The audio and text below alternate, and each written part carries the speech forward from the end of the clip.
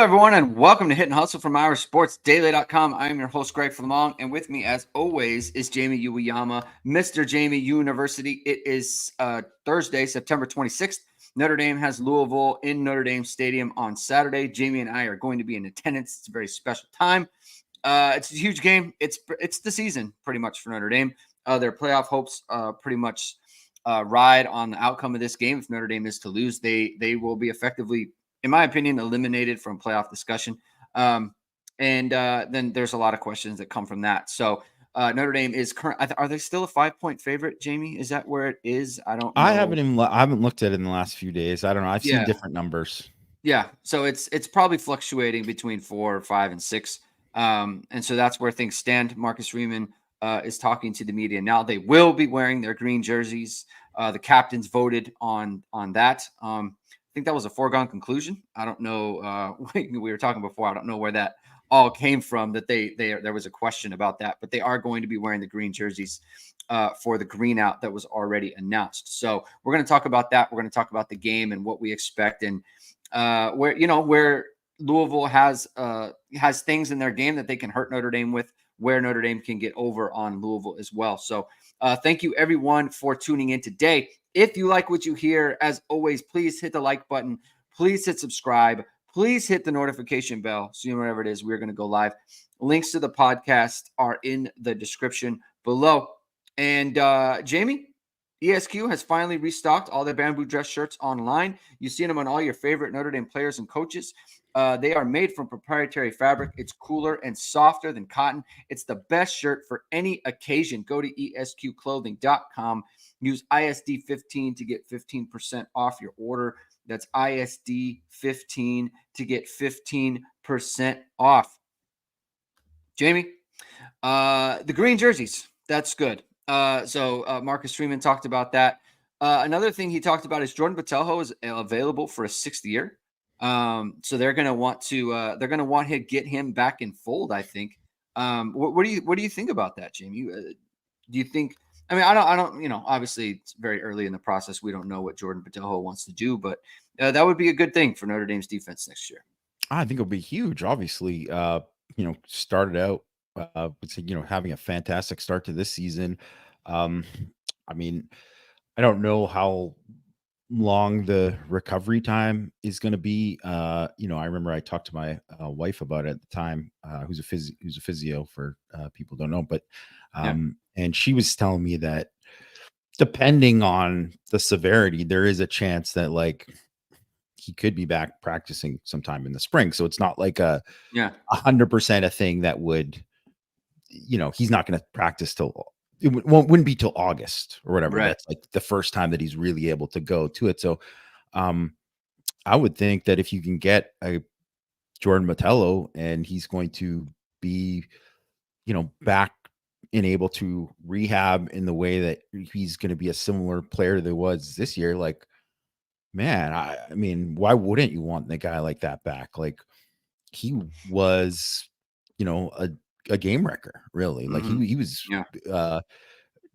having a dominant pass rush season, was playing the run extremely, extremely well.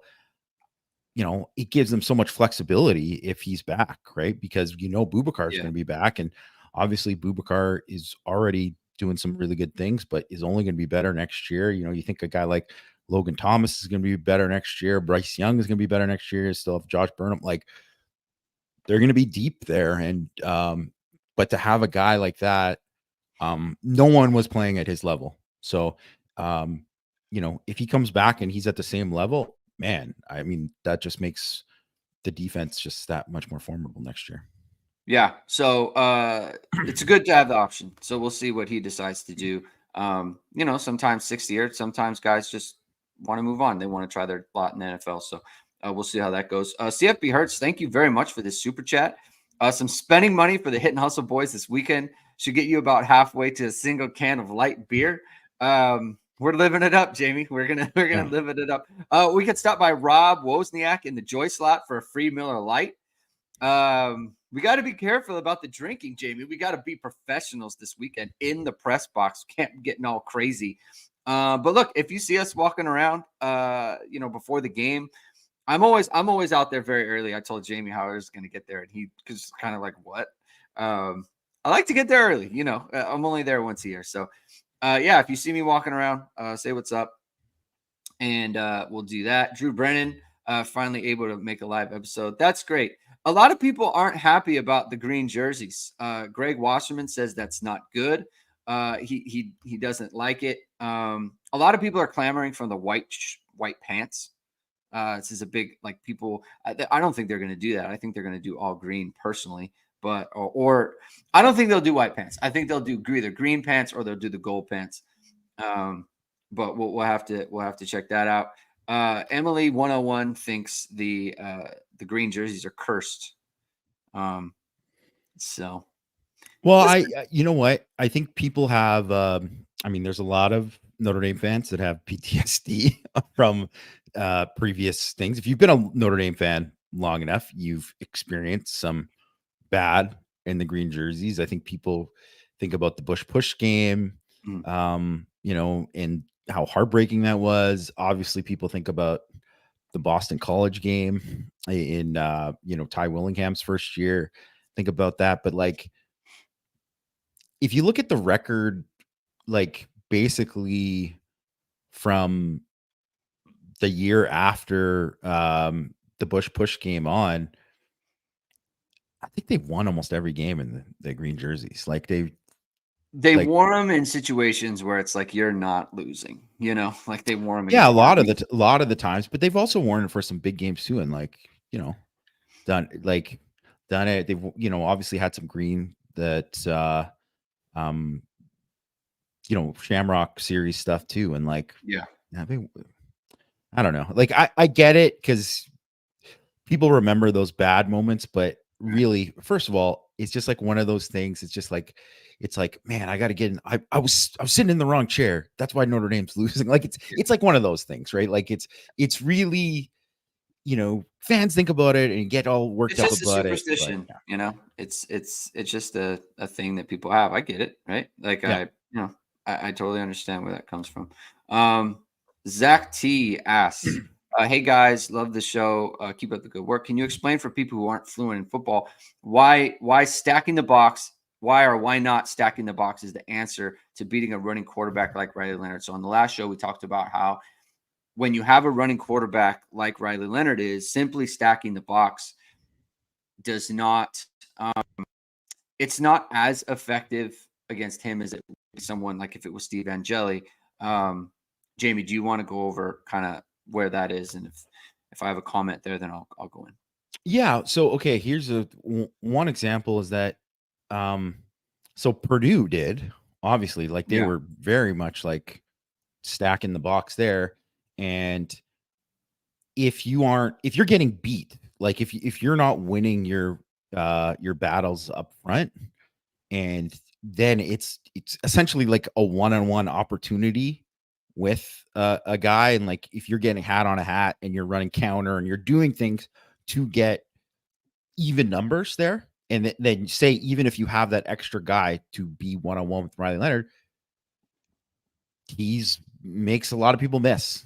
And if you have that and you don't have that help at the next level, that's why he breaks long runs, right?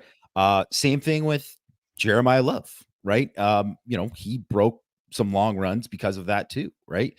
That Texas A&M game was another Mhm. example of that too, where obviously the last touchdown was one where they stacked the box and were able to do that. And he scored that last touchdown. There was also like he had another explosive run too, where the safety was like screaming downhill, but didn't get the right angle, didn't time it up right. Well, he hit it for like a 21-yard run or whatever it was. Like, so it's kind of there is risk to it. And because Notre Dame has a quarterback like Leonard who isn't the easiest guy to tackle, Yeah, and has size, has speed, can escape. And if you don't have that like safety to kind of contain it and make it like a 15-yard gain instead of a 40-yard gain, that can be a problem, right? So um it's not always the answer.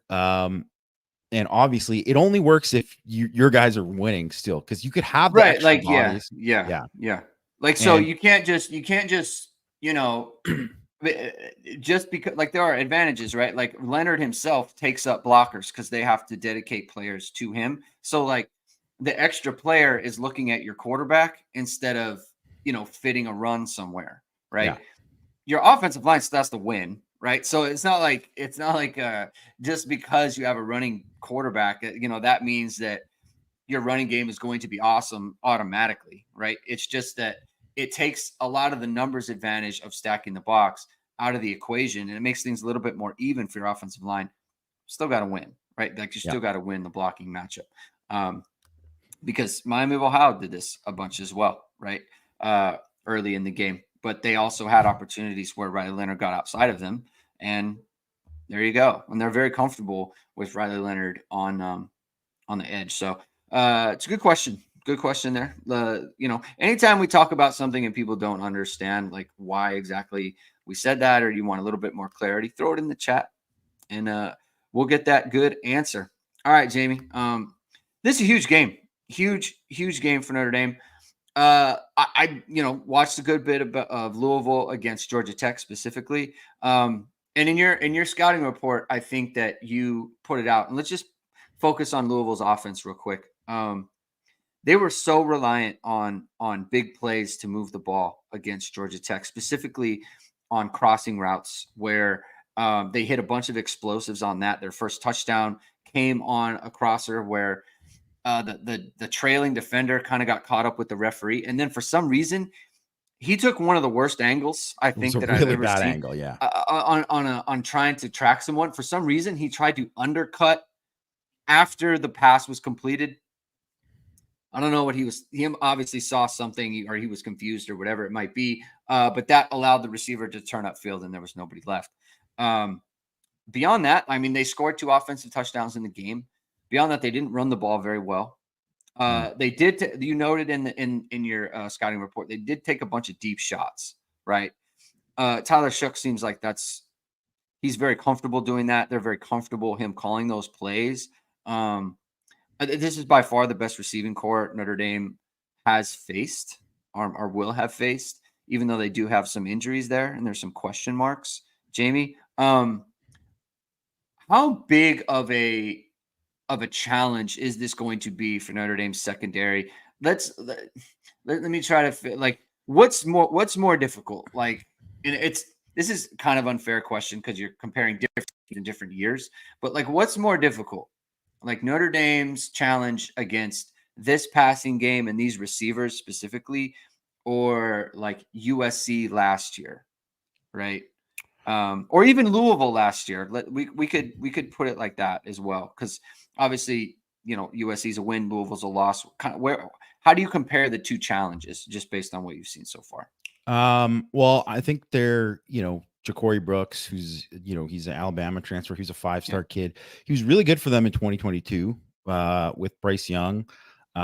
He had like a bad shoulder last year, so he barely played. And really what kind of, I don't know if he lost confidence or whatever, but he like was not really part of their offense, really. yeah, And so it was interesting to kind of see like what he would be here, and he's been terrific for them. And so I would say that him, and then Chris Bell, who was on Louisville last year, but he's made a huge jump. Like he was a guy who like he mhm, won like a bunch of jump balls, and most of his stuff that he did production wise came after the Notre Dame game. So he wasn't a guy for them last year that they had to worry about as much when they played Louisville. So Bell, who was the guy who took that crosser to the house, and he's a big guy. He's 6'2", mhm. 220. He's fast. Like he's got to be like a 4'4" guy. And Brooks, he can get down the field. Obviously, he's won like contested. He's had an incredible like pirouette, kind of fluky catch, whatever, but it was an unreal catch. And he's got right up there at the top in terms of like explosive passing plays this year. So I think that duo is better than any duo that Notre Dame faced outs next, not at the Marvin Harrison, Emeka Egbuka level. Like, I mean, come on, Yeah. not close, but Right. probably the second best up to this point. Hmm. But also too, this is very much unproven in terms of Brooks looks great now. They played 3 horrendous pass defenses to start the season. Yeah. Um, they didn't play Georgia Tech's corners aren't Notre Dame's corners. Their safeties aren't Notre Dame safeties. Georgia Tech, they're like near the bottom in EPA per pass on defense. Jacksonville State, obviously Jacksonville State's not going to have the most talent either. It's like a new Hmm. FBS team. They are near the bottom in terms of EPA per pass too. They played an FCS team. So Notre Dame is second in EPA per dropback. So quite a bit different. They're the best team in terms of opposing passer completion percentage. Like teams are only completing 42% of passes. Like teams don't get them on the deep ball. Like, Yeah. they get more pressure and they bring more pressure than a lot of these other teams too in terms of the blitz. So it's very much a different thing. And like Chuck has looked great so far. He's looked awesome. Mm. But it's also a different kind of challenge. And as we've, mentioned pretty much every week, quarterbacks tend to do a lot worse against Notre Dame's defense than they do against everyone else. So I think this is going to present a challenge, and you're going to see like, man, they're going to go at Christian Gray. Morrison will get like at least some. They'll throw it deep against Morrison at least once, Yeah. right? Not always the best move, but they'll try it. And I think that's just the kind of thing that, Jordan Clark will probably get tested deep more. Like there's going to be more of that. They also have, some pretty athletic tight ends too that I think they're going to try to test those guys. So like Schuler and Watts, Rod Hurd, you're going to see that, right? Like they're going to do a lot of that stuff, and it's play action.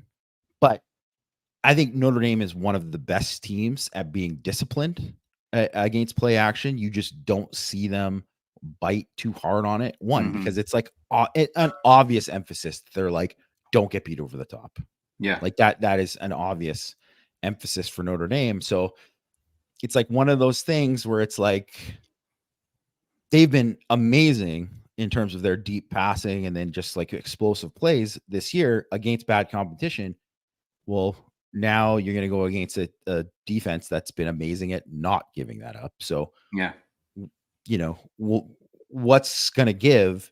Normally, it's not Notre Dame's, secondary and, pass defense that gives. So, that's what makes it so interesting about Louisville too, because how they won last year was running the ball and being very conservative in the passing game. Like Hmm. they did not throw deep very much because they just they knew that they weren't going to get that. They knew that Jack Plummer was going to probably put the ball into harm's way if he just because he used to force things a Yeah. lot. Yeah. And Louisville hasn't turned the ball over this year. I do think like they're going to take more chances because I think their receivers are better. Jamari Thrash was kind of like it for them last year. This year they got at least 2 guys that you can go on, and we'll see about Colin Lacey. I have a feeling he won't play, but we'll see. But either way, they're going to take some shots, but I think a lot of it's going to depend on like whether or not they can run the ball well or not. Hmm. Because if they can't run the ball well, then you're in long yardage against Notre Dame, and I don't think that's going to work out very good. Yeah. Louisville's the type of offense, and the players I think, are good enough to where it's like they're going to try their stuff, right? They're going to try to do the things that they want to do, like push the ball, and challenge Notre Dame. Like you do, make them make a play, right? Like don't lose to them before you even play, right? Where it's like we're taking this out of the game plan. Like I think it's going to be in the game plan. I think they're going to take shots against Notre Dame.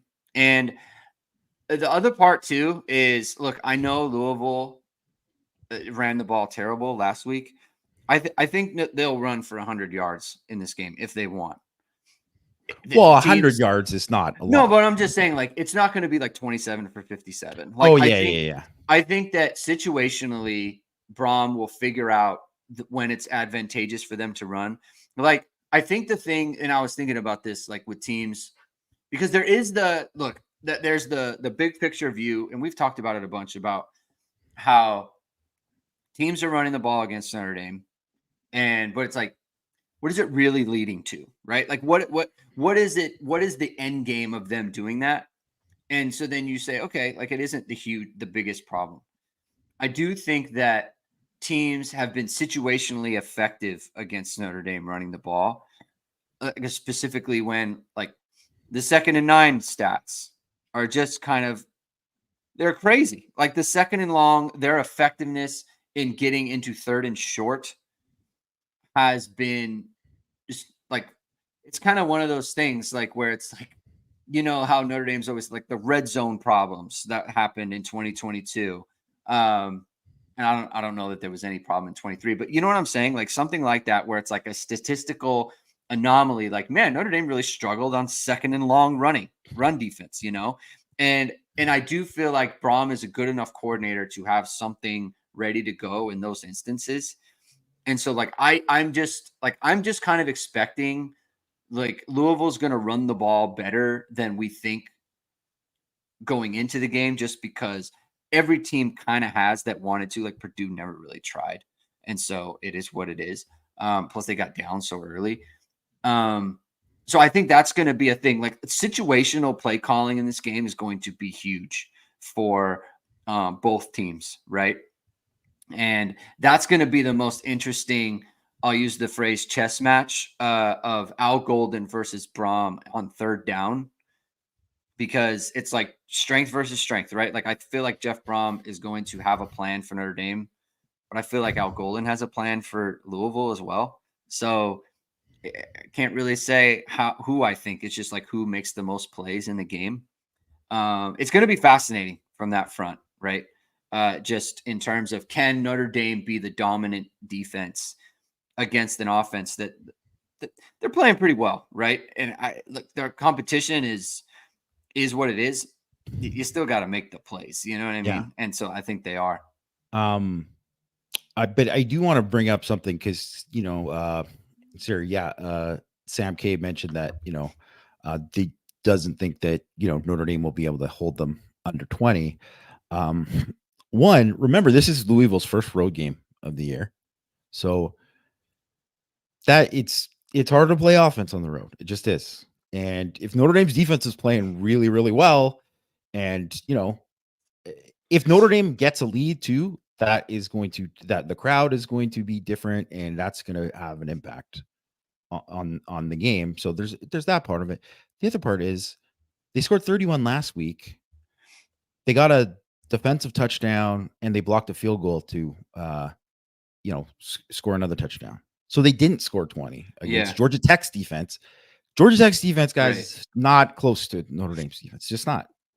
It's not. So, and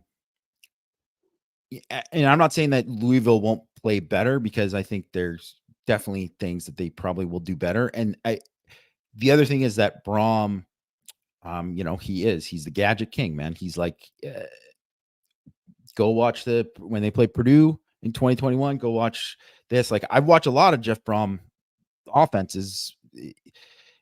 He knows when to dial up. That's like sudden change, whatever. They get a first down, all of a sudden you think, oh, boom, wide receiver, double pass, whatever, right? Mm-hmm. Like, they are definitely big on that. So they will try to like manufacture stuff, even if it's like they're not getting it. I think obviously the key in this game, in terms of, it is going to be good, like important for them to be better on 2nd down and long, stopping the run. It's just, and maybe because of like previous success, like you said, situationally, they will try to take advantage of that against Notre Dame. But that's where you need like Notre Dame's like front six has to win more. They have to win more and do more things to kind of disrupt that. And you hope that's the case. another reason too why, like, it's so funny because that when Josh Burnham sprained his ankle, they made it, of course, the very Marcus Freeman, you know, he made some progress today. Okay. Guy hasn't played in a couple weeks, like still on the questionable. Yeah, he's not. So I'm assuming that he's not going to play, but they really need him. And I know, they do miss Rubio, like for sure they can use him, but they miss Josh Burnham more because RJ Oben is not a great player versus the run, and Bryce Young, like, probably shouldn't be playing. It's too much. Yeah. He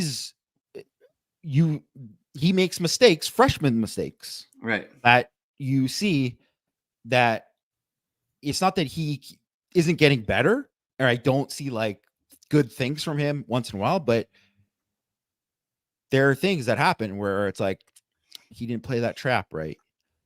They ran that the one where the 15-yard scramble or whatever that Tui Halamaka beats his guy clean, should set up thing. They're running a stunt right into it. He should walk into that. The first career sack in Notre Dame Stadium, everyone's going to go wild. He rounds right into the guard and not into the gap. Like that's freshman stuff, right? So let me throw something out to you. This just occurred to me. Why not kick Mills out? Why not kick him outside and put Onye in there? I mean, they could, but there's, especially in this game, like a first or second down thing. Yeah. For this game specifically. No, I don't. No, but I meant like specifically because this game, because they run so much boot, and like that guy is going to have to, maybe get Shuck in space and like pressure him, and like maybe have to run him down or something like that. Yeah.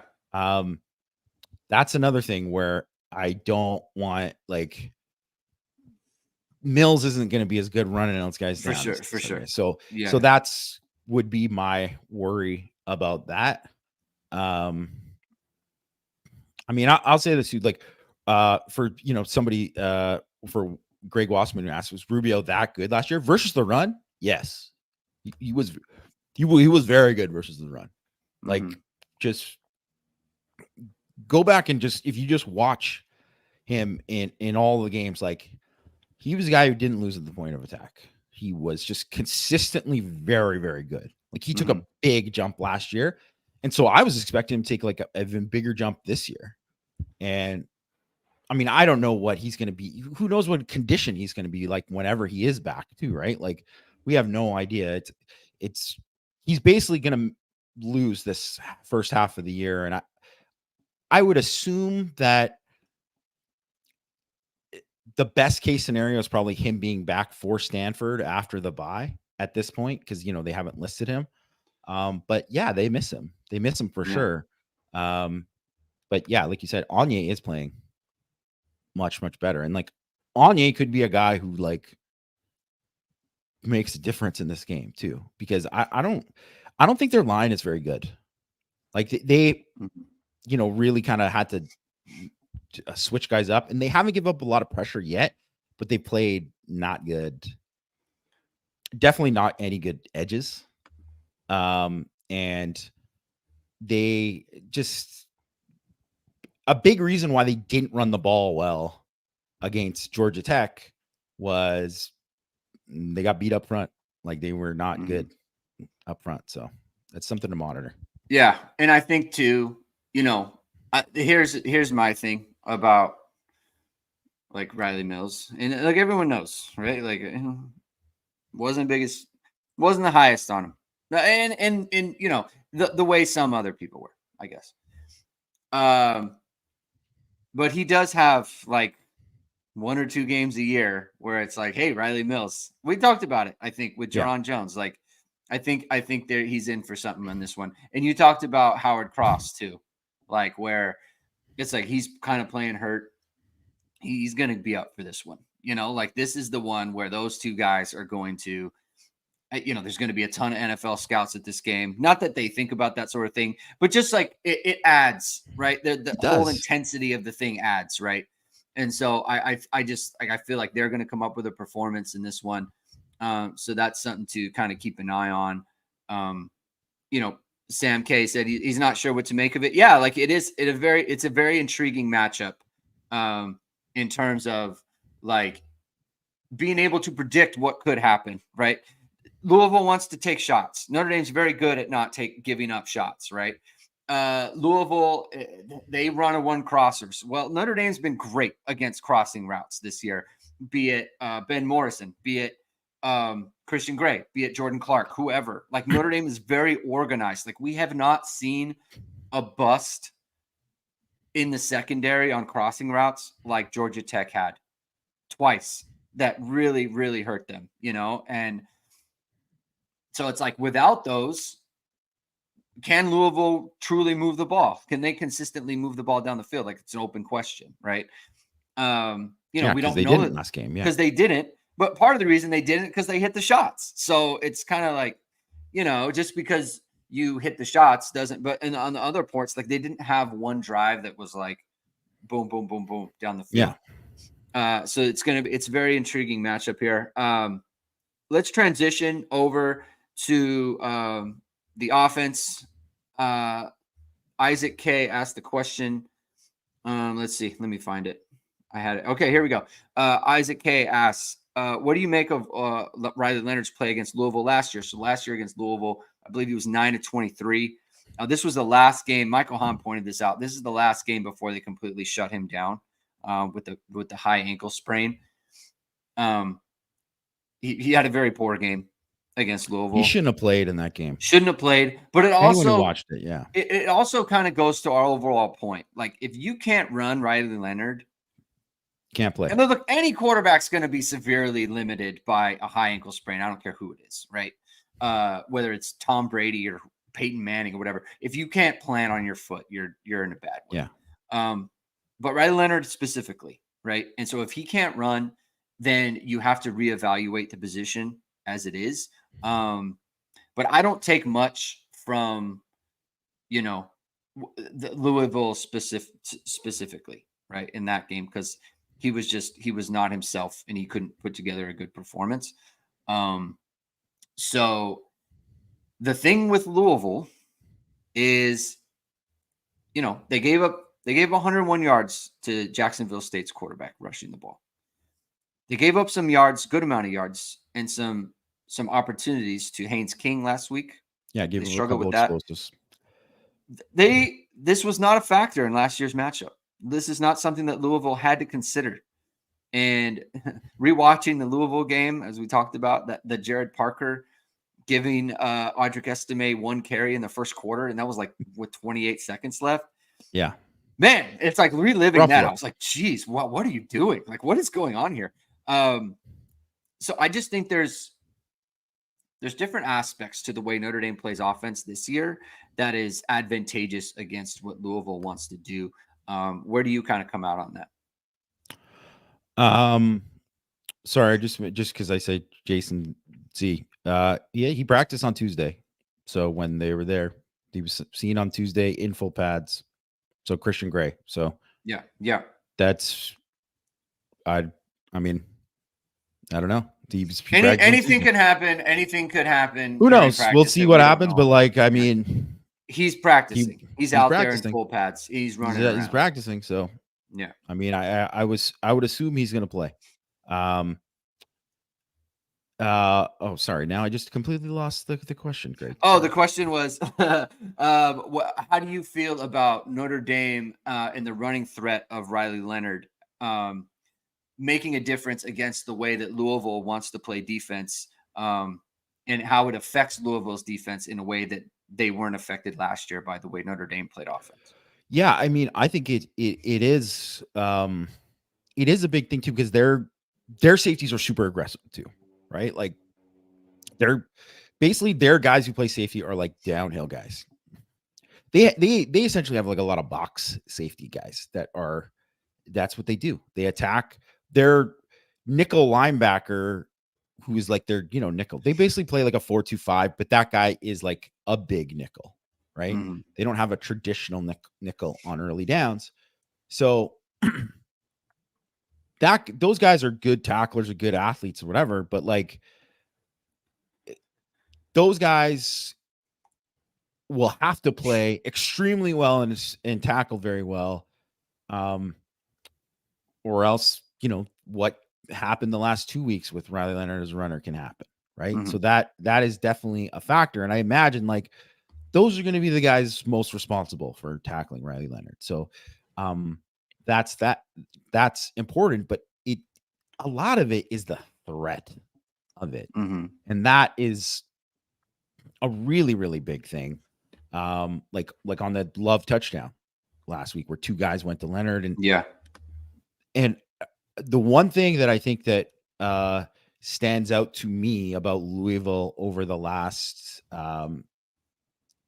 2 years, with their defense, in a negative way, because there's a lot of positives, right? And we'll get into that, but like there's a lot of positives, but one of the negatives is that they can be overly aggressive.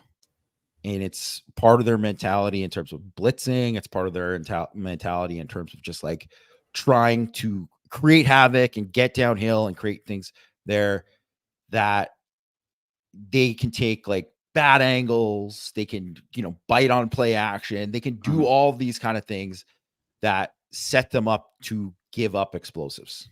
And they were bad at giving up explosives last year, specifically in the passing game. And then that kind of showed out in the Georgia Tech game too, and they've given up stuff to, running quarterbacks, and that's something. So I wouldn't expect Riley Leonard to have another 100-yard game because I just don't think he's probably going to get like, multiple 40-yard runs or something like that. Like I just don't see that happening, but it is going to add in something, that they're going to have to do that. And it's going to give chances for Love and Price to create and hit something. But it is a game where you got to take advantage of them in the passing game. And that has to happen, especially because Quincy Riley, their best corner, he's high.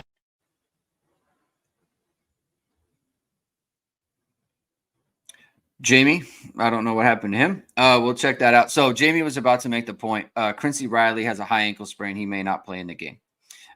They've got several other corners who went out injured. Let me just put this here. When he comes back, I'll put him back on.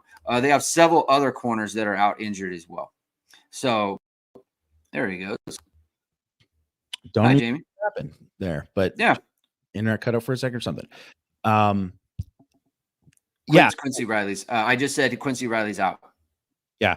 So you're muted. Okay, there you go. Dominant player against Notre Dame last year, right? You only allowed 1 catch on 6 targets. He was the guy who had the pick at the beginning of the game when, they threw up that, not great throw, jump ball by Hartman. He's going to be a high pick in the, NFL draft. He was a guy who was going to be he was going to be in the NFL last year. Like they obviously offered him a ton of money to stay. So he's by far their best corner, and they don't really have like a nickel on 3rd down. So he was playing that. And you got to take advantage of the fact that this guy's not going to be there this year. And they have other corners who can play and, guys they got in the portal and stuff too. But several of those guys, like they had 3 other corners who went down in the game. And so while maybe some people are worrying about, hey, what's going to happen with Christian Gray or whatever, like they're in a similar boat, like with their corners, and their safeties were bad in that Georgia Tech game. Like they were biting hard on the run, and they gave up plays to the tight ends. Hello, Mitchell Evans, right? Like hello, Eli Reardon, like big plays, right? So, Jane Greathouse mentioned, like this could be a game where he's going to get some opportunities, like running posts. Like that's going to be there because they're going to come out and really, really be aggressive to stop the run. They'd be stupid not to. It is you cannot get beaten by Notre Dame's running game. That is all they're saying. is we whatever happens, Love and Leonard cannot get us. Same thing with Price. But to your point, like they have to be thinking we cannot allow this to happen. So there's going to be opportunities to what you were talking about. Yeah. So gave up 7 of 10 play action. 15 over 15 yards per attempt for Haynes King last week. Notre Dame extremely low. Right near the bottom in terms of play action rate. Let's open it up here, Mike Denbrock. Let's get a little bit of that, because you have to be able to take advantage of teams like really geeking up to play the run. You have to be able to do that. And this is a team that just gave it up. They gave it up last year too. Like that's how they play. Faison last year. Yeah, yes. They gave it up Faison. They gave it up to Faison last year. They had Tyree on a slot fade that Tyree dropped that was going to go in for a touchdown. Like to me, like everyone's talking about Great House. Like in my opinion, this is a Faison. This is a Bo Collins. This is a Jaden Harrison. Get him involved, going deep, and this is a Mitchell Evans game, in my opinion, in terms of just like taking shots on this team. I personally, I don't see like Chris Mitchell as a deep guy. To be honest, I don't. I see him as an underneath guy. Like that's what he's caught so far. I just like it. Maybe correct me if I'm not correct. Like I just don't see him getting a ton of separation. Everyone kind of says like he would have caught that post. The reason he's getting interfered with is because the DB's right there. I don't think he's running by him. Like to me, I'd rather that was a Faison route, and let's see where it goes from there. But I think that's available to Notre Dame. The way that they play offense, they have set up everything to be able to gash teams throwing the ball. And that is just the way that they have to do it. Because look, to me, the short throws that Leonard's missing, it's kind of like in basketball, how it's like you're missing the 6-footer in the lane kind of thing. It's like, yeah, but that's that's also not the best way to play basketball now. Like people want to shoot threes because you get more bang for your buck, right? In those mid-range shots, like they don't really, obviously they're worth 2 points, but they're just not the most efficient. Like to me, you're trying to hit these little shorties, and that's like great. Maybe that moves the drive along, but you want to hit these big ones because now you're moving the ball down the field and you're putting yourself in a scoring position. You're going to get points, right? So that's kind of where I come out on that. Greg is mad at Mitchell for not. I'm not mad at him. Why would I be mad at him? It's not hype. It's just that like it was thought that he was going to be a deep threat, and just through the first 4 games, I just don't see it. I mean, none of the receivers have really, other than Bo Collins, have lived up anywhere close to any kind of hype, right? So, well, I don't think I don't think anyone had hype per se. I think people saw Mitchell as a guy who's like, he's going to get behind the defense consistently. I just haven't seen it. They thought that was at the very least he could be a deep threat. That's what people were thinking. Right. Yeah. So I'm not like, it's not a. By the way, Mitchell played good last game, so just he did have a good. Yeah, like he did have a good game. I'm not saying he didn't. I'm speaking about like if I'm thinking of who I want Notre Dame to take a shot with, I want it to be Harrison, Faison, or Collins. That's what I want. Yeah, I think that's a better option, right? Or Evans down the seam. I feel better at him. Yeah, something like that. But yes, definitely. Like, I don't know. I think it's one of those things where you can look at it because, I mean, there's obviously injuries play a part in like kind of Faison's season and stuff too, but because of what the offense has become so far and what they are, and Riley Leonard's limitations and his lack of confidence, and then they're building it back up, whatever. Like last game was like the first game where they were like, hey, we're gonna take shots. Yes, like that's it. They haven't had any other game. That was one of 4. So if they start taking more shots, they start hitting more of the intermediate stuff, guys could put up more numbers and make Yeah. more plays and whatever. And it's really hard for, players. Like, I think about, there's that, and it was, Great House had that one play, where he caught the out and then turned it back inside and Mhm. went for like a huge gain, but it got called back as a Against holding, Purdue. right? Yeah. Like, yeah, it was against Purdue. And like, that was like something that could be like, man, okay, there you go. Like, that should have been like a big confidence builder. It's like, it's taken off the board, like, and really, there hasn't been like, Faison, the one shot, that's it. He's barely been thrown the ball to. Like, I don't even, his targets, it's like under 5 on the year. Like, Yeah. so, and I'm still of the opinion that keep him in the slot, keep him in the slot, especially if you're going to play Mitchell more than him at the field. Right. So, I don't know. It's hard because you're trying to figure out like, who are your guys, and everyone is probably fairly or unfairly, as Mike Denbrock brought up some points about, Jeremiah Love, and the touches and the backs getting touches. And I think that's probably fair in terms of like, yeah, there's a lot of read stuff. And if Riley Leonard's getting the ball and running for 150 yards, like, yeah, you're going to be okay with him keeping the ball and the back's not getting it. Same time,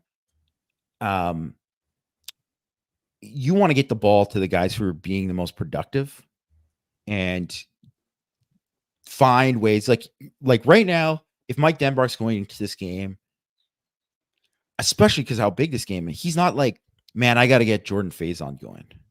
He's like, no, I got to get Jeremiah Love more touches. I got to get Bo Collins the ball more. I got to get Mitchell Evans the ball more. Right. So it's hard. So it's kind of like one of these things where you almost just need someone. It's just like you get that opportunity and then you make that play. But hopefully Leonard will make the right throw at that time for those guys to make that play. And I do I feel much better about the talent at receiver this year than last year. But I think it's just hard to kind of get it going when the quarterback's not at that level that it's taken him, weeks to get to a point where you feel comfortable doing some of these things. And I don't know. And it's hard to kind of get into it. So I would almost think that, like, I doubt this is a game like, man, this is going to be a big Jaden Greathouse game or a big Jordan Faison game. Not unless they make like a really good play early. And then it's like, hey, we got to go back to them. Like, because that's otherwise they're going to try to go to the guys who have been the guys this year. And then maybe after the bye, you're thinking about like, hey, what do we got to do to get these guys more involved? Yeah, like G Banks USN asked the question, like, what do you think they need to focus on out of the bye? Like, I think this game kind of colors a lot of that, right? Like, how this game goes, what you focus on, and what you're going to do. Like, it's again, we talked about this a bunch in the preseason. Like, they have a lot of options at wide receiver, but like, who is the best combination, right? And I just think, I think the injury to Faison hurt that, but I just don't know that they know who the best combination of guys is to be out there and that is going to be the most efficient. And, here we are, this is the 5th game coming up, and Notre Dame's still trying to figure that out, right? So it's good to have options, but you want to find the best option. And that kind of reminds me of when you're looking for a media company. There are so many types of media companies out there, Jamie, and you want to find filthy seg right here. And you want to find the best one. And the best one is clearly, and that's why we go with VSR Media. That's founded by Notre Dame football pregame host and Emmy award-winning anchor Vahid Sadwazadeh. VSR Media provides professional and cinematic video and photo. Whether you're looking for a collegiate or pro-level highlight reel, have a personal story to tell, or are aiming to diversify and grow your business, VSR Media specializes in short and long-form video storytelling social media management, and website design. VSR Media also captures professional headshots, senior and sports photos. Contact them at vsrmediacompany.com. Mention Irish Sports Daily to receive 20% off your first project. Visit them online or give them a call at 574-800-9106. All right. Crazy boy says Irish wake up at home finally, 38-13. Could happen. Could happen. Let's see. Talking about dropping 8 in here. I mean, they could. I think on obvious passing downs, like that's what I would do if I was Louisville, right? Just drop as many people as you can if it's the 3rd and 9 or something and like you that. think you got they got some guys who can still win. Mm-hmm. Like we haven't even talked about Ashton Gelati, and I think he's going to be the biggest problem for Notre Dame on offense all game. He's was dominant last year. They line him up all over the place. Like thinking specifically of the Georgia Tech game, it's short yardage. They move him inside, which you're like, oh, normally you wouldn't do this, move him inside on a play. Maybe you'd line him up inside to play here when it's a pass down or whatever, but they line him up inside. Well, they run a tackle and stunt. He just crushes the guard into the tackle. The edge loops around completely free, blows up the play. So he just is that dude. He's that strong. He's that explosive. He can totally wreck a game. I think he's Nick Scordon, I think, is a scarier pass rusher, just straight pass rusher. But Gelati is more scarier down to down. I think he, in my opinion, he's the best defensive lineman Notre Dame will play this season. He could wreck the game. He absolutely could. And Notre Dame's guy. The thing about Louisville is, I mean, as we saw last year, they can create havoc and they can turn you over. They put you in positions to where you might be inclined to turn it over. I mean, but similar to the way Notre Dame plays defense, and for on their point of view, if I'm playing Notre Dame's offense, I feel like just watching them, it's like, man, this is a team that we can get to make a lot of mistakes.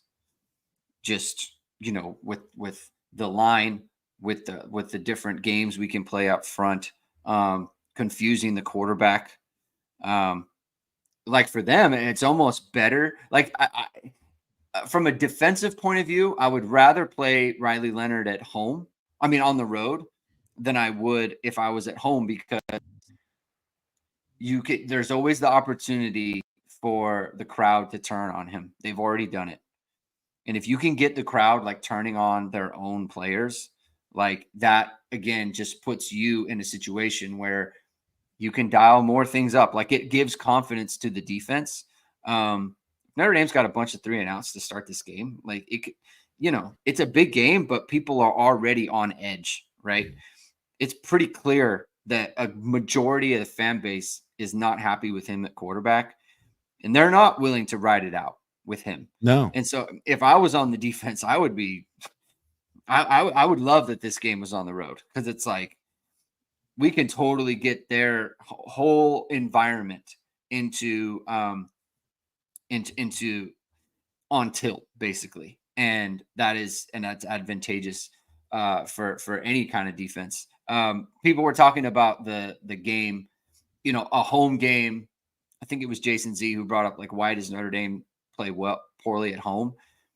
They play poorly at home when it's a Stanford or it's a Marshall, or it's if they're going to play poorly at home, it's in that type of environment. Last year they played great against all of the smaller teams, but Marcus Freeman tends to get his team up for the big hype games that are at home. They're usually at night, right? I don't know that we've seen a big game that was a 3:30 kick. I can't think of one. No, it was Clemson was at night, USC was at night, and Ohio State was obviously at night. So they were all big night games, but they're all at home. He gets his team ready to go in these situations.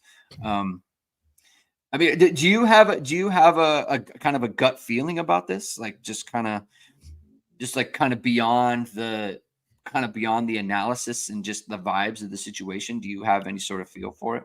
I mean, I think one, this is a game that they easily had circled, and not just like Mm, the revenge factor. Like they just know this is like one of the best teams that yeah. they're going to play all year. So there's extra, like we mentioned it on the last podcast. You do extra, like in preparation for this game. Like you add in extra stuff. You have like you have runs that you haven't shown all year that you're going to do. And I know that's like every week, but it's like, hey, you got a little something extra special here. You're also Hmm. going to play like, hey, this is the thing where we haven't shown other than the one play where it wasn't a great route or whatever, but like Jeremiah Love running a fade. This is the play where this is the week where you might do that, like that kind of stuff on offense. So I do have a feeling that I think that like there was very much the vibes of like, hey, this Purdue game needs to be like, we need the extra in that game, and they brought it. And so I do think you're gonna have a similar type of thing, that like I would be shocked if like Notre Dame like emotionally isn't like fired up and ready to like play this game. But and I think one of the things too is that this is a game. I mean, it's one of the reasons why we're both going to be going to the game. Because we had it circled too. Like this is a game that was like going to be one of the biggest home games this year. And people, I know more people who are going to this game than definitely more people than were going to these other home games, right? So, Yeah, yeah, yeah. like people plan their trips there. So it's like people who really, really care are going to this game. Um, it's not like, hey, I'm taking my kids and we're just gonna whatever, and like, hey, we got tickets to the Tennessee State game and we're just gonna whatever. Like, it's a different atmosphere. It's a different atmosphere. And I don't expect this to be like Ohio State last year, which was an insane atmosphere, awesome atmosphere, probably the best, easily the best time I've ever been at Notre Dame Stadium, and that crowd with having an impact. I think that was a thing. And I don't expect it to be the same. Like you said, it's not a night game. It's not um, it doesn't have that same feel, but it's still going to be big. And so that matters when it comes to a Notre Dame crowd, because eh, the games that the games that Notre Dame just doesn't have a fan base that is that, hey, we're going to be here no matter what. It's going to be like, Hmm. Mississippi State with our cowbells, or like South Carolina sucks some years, they still sell out 80,000 and the fans are going nuts and it's still hard to play, and that's why they still might get an upset or something like that, because their crowd helps propel them in there. That's not Notre Dame. That's Yeah. not Notre Dame. It's never really been like that. So I think that you you could easily see that kind of like the nerves and the groans if like things Hmm. don't go well. Like, yeah, that can happen. Um, but I think that if the defense comes out and like if you have a 3 and out, whatever, like the crowd will get picked up by the defense and them starting out well. Like if in order to kind of gain e- energy, and let's be honest, you got to run Riley Leonard on the first drive. It's like Yeah. how that was a very much a Wimbush thing too. Get him involved in the game. Get him involved, gain some confidence that way. Like get that going. And even if he gets stuffed, whatever, it's almost good for him to get hit and just like keep going. Like get that kind of feeling that this is going to be there. And I just think it's going to be a lunch pail game. I think Notre Dame's going to be ready and be prepared. And like, I think it's going to be a physical game. Um, and I just, I like the Irish to win the game. Uh, I do too. I like Notre Dame. I mean, usually they do well in this spot.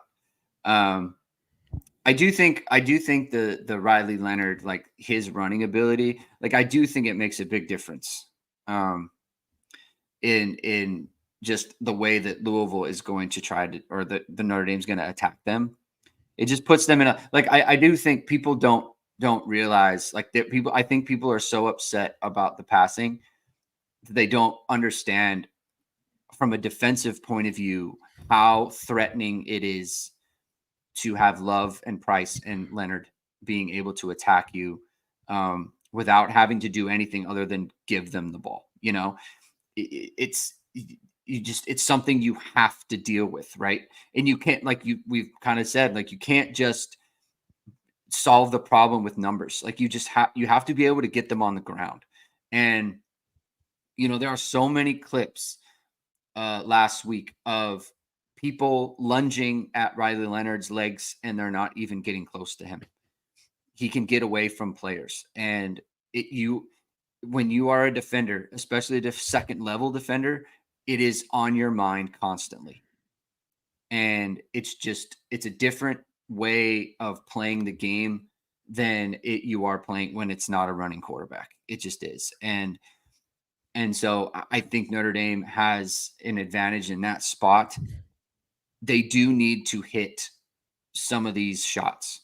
They do need to gash them somehow.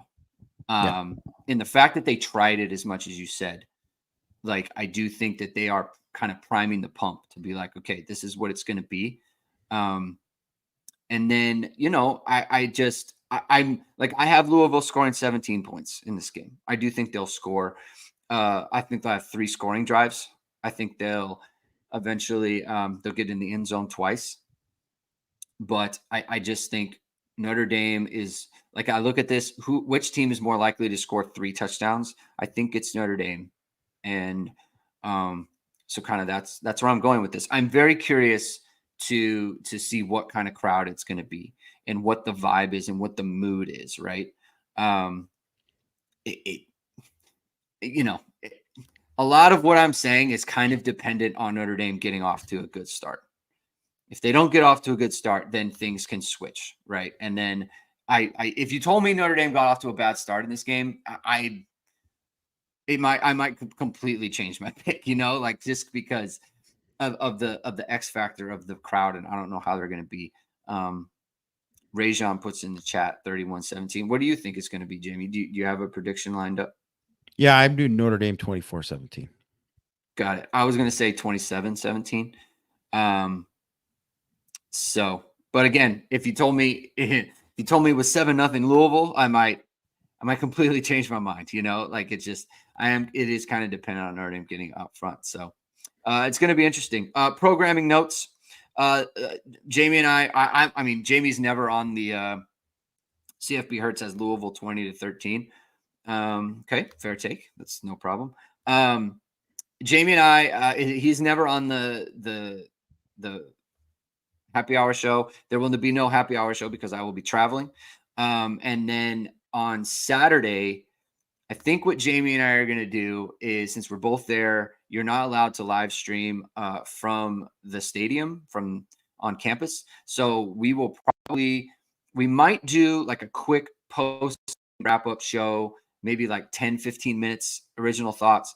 Then we'll go back to our hotels and we'll record the post game from there. So that's what that's going to be. Probably won't be a morning after recap just because I will be traveling for that as well. So maybe when I get back, I don't know. No promises on that. Well, maybe it won't be a morning after recap. Maybe it'll be an evening after recap or something to that effect. But that's what it's going to be. So we'll end it there. Thank you, everyone, for tuning in. If you like what you hear, if you heard today, please hit the like. Please hit subscribe. Please hit the notification bell so whenever it is we are going to go live. We just gave you the schedule. Enjoy your weekend, everyone. Enjoy the game. We'll talk to you after the game. Have a good one. Keep hitting and hustling.